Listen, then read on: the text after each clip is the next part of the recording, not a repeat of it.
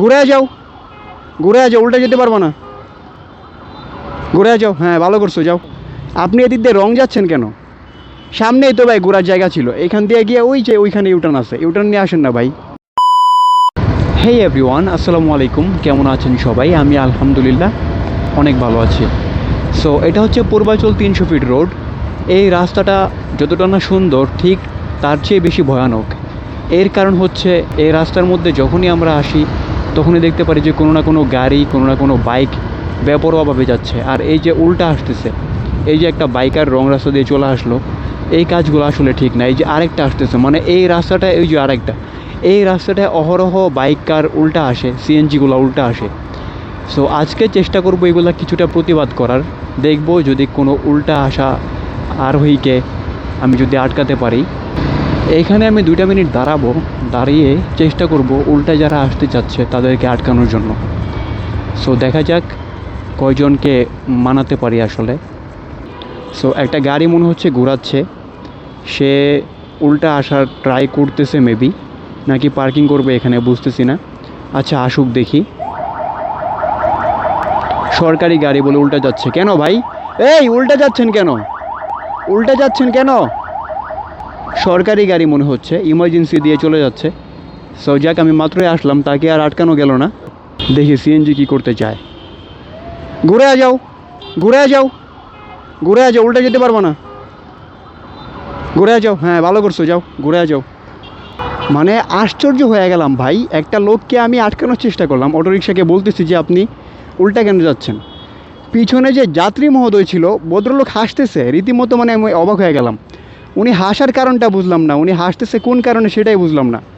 উনি যে একটা অপরাধ করতেছে জিনিসটা উনি নিজেও জানে, তারপরে ওই লোকটা হাসতেছিল। ভাই উল্টা যাচ্ছেন কেন? উল্টা যাচ্ছেন কেন? আপনি এদিক দিয়ে রং যাচ্ছেন কেন? সামনেই তো ভাই ঘোরার জায়গা ছিল, এখান দিয়ে গিয়ে ওই যে ওইখানে ইউটার্ন আছে, ইউটার্ন নিয়ে আসেন না ভাই। ভাই বেশি একটা দূর না, ঠিক আছে, আবার এই দিক দিয়েও যাওয়া যায়। আপনি কই যাবেন মূলত? বসুন্ধরা। ভাইয়া প্লিজ কষ্ট করে একটু এদিক দিয়ে ঘুরাইয়া সামনে দিয়ে ঘুরে চলে আসেন, একেবারে গেট দিয়ে চলে যাবেন। শুধু শুধু ভাই উল্টা যায় না, আপনারও রিক্স। যে আসতেছে, যে বেপরা গতিতে কিন্তু আসে অনেকেই, তো ওনারও ভাই রিক্স হয়ে যায়, ঠিক আছে। হ্যাঁ ভাইয়া যান, এটা আমি আপনাকে সতর্ক করলাম, যদি আপনি না মানতে চান ওইটা আপনার ব্যক্তিগত ব্যাপার। না না ঠিক আছে ভাই, আমি আপনাকে বললাম, এখন যদি মানতে মন চায় তাহলে মানবেন। এই মামা, এই এই উল্টে যাচ্ছ কেন? কী সমস্যা? এই দাঁড়াও, ফাজিল কোন হানকার। এই সিএনজি, এই দাঁড়াও, ওরে ধর, আকাশ ওরে ধর। এই বেটাই, মানে কি বলবো বল, তুই ও পাশে দাঁড়া। এইখানে একটা ট্রাফিক পুলিশ দেওয়া আসলে প্রয়োজন।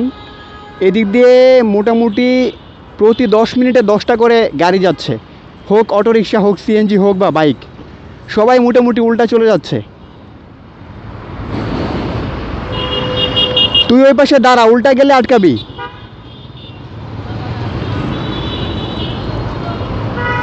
ভাই অনেকে মনে করতে পারেন যে ট্রাফিকের কাজ নিলেন কিনা ভাই, ভাই ট্রাফিকের কাজ নেই ভাই।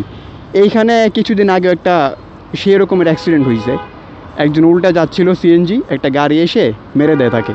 তো তখন সিএনজিওয়ালা তো গরিব মানুষ, বলতেছে মামা আমি কাজ করে খাই, দিন আনি দিন খাই, এই অবস্থা। কিন্তু গাড়ি যার ছিল, ওনার যে একটা ক্ষতি হয়ে গেছে ভাই, এই ক্ষতিপূরণ কে দিবে? সরকারও তো দিবে না। সো এখানে একটা ট্রাফিক পুলিশের খুবই প্রয়োজন। এটা হচ্ছে কুড়িল বিশোর্ট ফ্লাইওভারের নিচে।